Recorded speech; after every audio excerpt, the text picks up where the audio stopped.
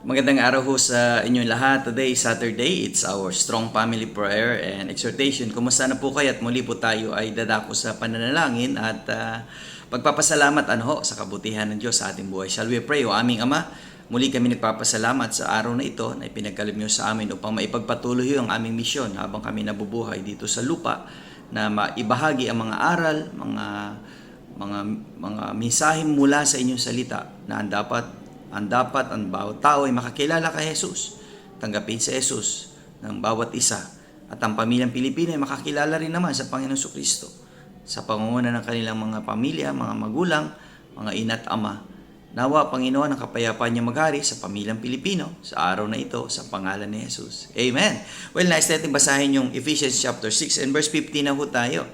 And your feet should with the preparation of the gospel of peace. Well, ito po yung paghahanda sa ating buhay. Tayo po palagi ay pinaghahandaan natin ang mga bagay na ating ginagawa. Or may gagawin tayo, may pinaplano tayo. Well, kasama po dito yung ating well-being, yung pagkakabuuan ng ating pagkatao. But syempre, sa ating psycho-spiritual message ay ito po ay paghahandaan naman ng pag-aaral ng salita ng Panginoon. Dala-dala natin yung ebanghelyo ng kapayapaan.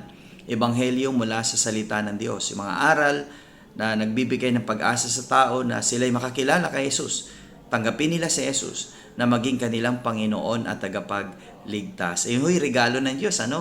Regalo ng biyaya ng kaligtasan, at ang biyaya ng kaligtasan ay mula kay Jesus. Dahil si Jesus ang tagapagligtas. At hindi lang siya natin tagapagligtas, siya rin po yung ating Panginoon. Siya rin po ang Lord ng ating buhay, na dapat siya na nangunguna sa atin, hindi ang ating sariling gusto, sariling opinyon, sariling plano, kundi ano bang plano ng Diyos sa buhay ko.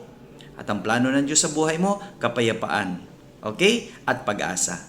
See you again tomorrow, Sunday, sa ating Strong Family Prayer and Exhortation.